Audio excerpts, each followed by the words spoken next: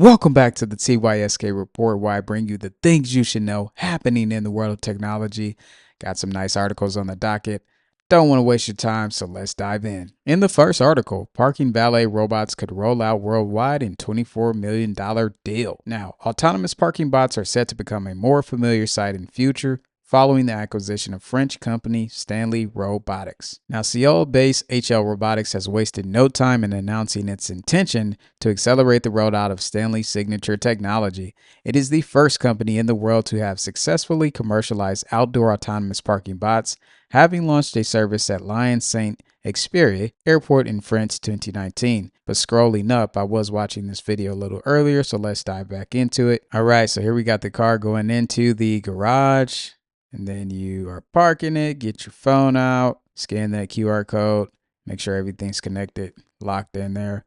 Then you head on out, get on the shuttle, head to the airport, get your flight, and here comes Stan to come get your vehicle. Make sure it gets everything under there secured, moves it out of there, and then it gets on its way to finding you a secure parking spot. So I like that. Very cool and nice technology. Diving back into the article, the valet or bot called Stan works by driving autonomously to where a car has been left by an owner, and then sliding an extension under the vehicle to lift it up and transport it to an allotted bay. Each bot can lift a vehicle weighing up to 2.6 tons and has the capacity to move 7 cars an hour. Outside Stanley's native France, the company signed a bot subscription agreement with the Canadian National Railway Company in September this year, which marked the first commercialization of the concept in North America. So very interesting technology at work. We could definitely see this type of robot being at different airports here in the US. But some people might say, why not just go park your car? But we have to think on the other side of it. There may be people out there who are going throughout their day, busy doing this, doing that. Then they have to catch a flight. So when they get there, they don't want to spend the time to find a parking spot. So there could definitely be a lot of demand for this service. So I think this is very great that this company is here to help these people. And we'll definitely see how this space plays out. But it looks like robotics are taking over different spaces. So you never know where you see a next robot. Let's move on to the next article. Air taxi growth demands efficient vertiports and traffic control systems. So by 2029, the air taxi market is predicted to grow to $80.3 billion from the $4.9 billion that it was worth last year. This market demand is driven by the need for an alternative mode of transportation and the increasing problem of traffic congestion in metro cities. However, despite the interest and demand, electric vertical takeoff and landing aircraft, (eVTOL), low-altitude aircraft that can travel between cities and airports, avoiding traffic, face a number of challenges before becoming a reality, as well as needing to secure regulatory approval and convince consumers they are safe, which is very important. eVTOLs need infrastructure for landing and takeoff vertiports. With these eVTOLs touted as the future of urban air mobility, the market has not only gained a lot of attraction but also investment.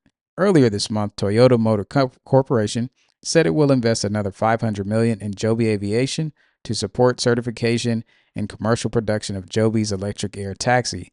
In July, Chrysler parent Stellantis said it would invest an additional $55 million in Archer Aviation. And scrolling down, here's a quick video. Want to make sure we get the sound off. Fair use to play this real quick. So here's that air taxi by Joby.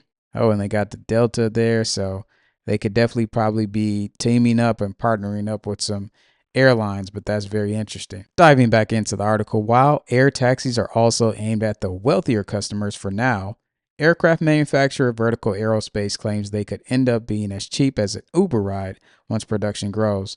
This would in turn see an increase in the low altitude air traffic. So as I stated months ago, we could definitely soon in the future for sure seeing drones or air taxis flying above our heads back and forth as if they're birds.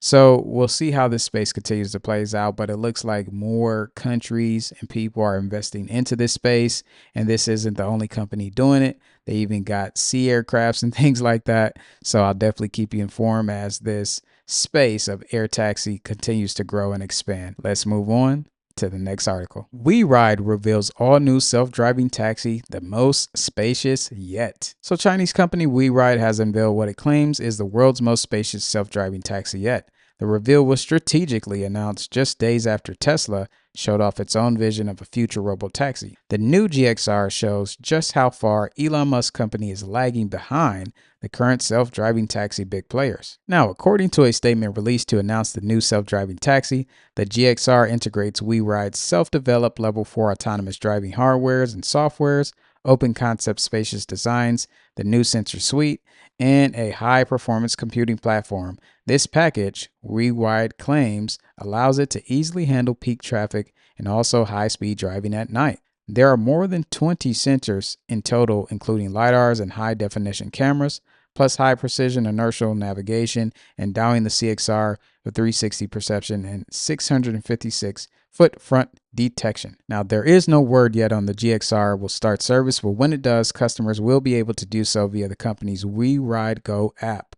WeRide has established itself as one of the world's leading self-driving taxi companies, looking beyond its core operations in China to other markets, including the Middle East, where in 2023 it received approval to test across entire United Arab Emirates. So it looks like Elon is not the only player in this space. We got WeRide here, and then we also may have other companies who are also doing the same thing, looking to bring their robo-vans to the market. So it will be interesting to see how this plays out.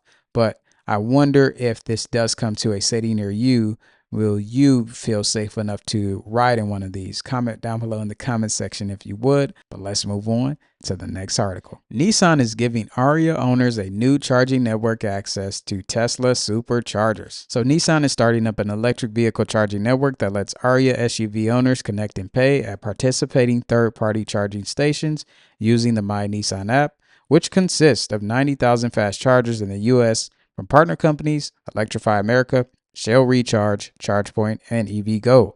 Starting in November, Aria owners can use a stored payment method in their Nissan app to start and pay for a charging session with one tap at a station. Nissan also says it will make available Tesla Supercharger compatible NACS adapters for Aria owners later this year, and Nissan plans to launch EVs with native NAC ports in the US and Canada. So that's an update for you Nissan EV owners, but also this is an update for the Tesla Supercharger network.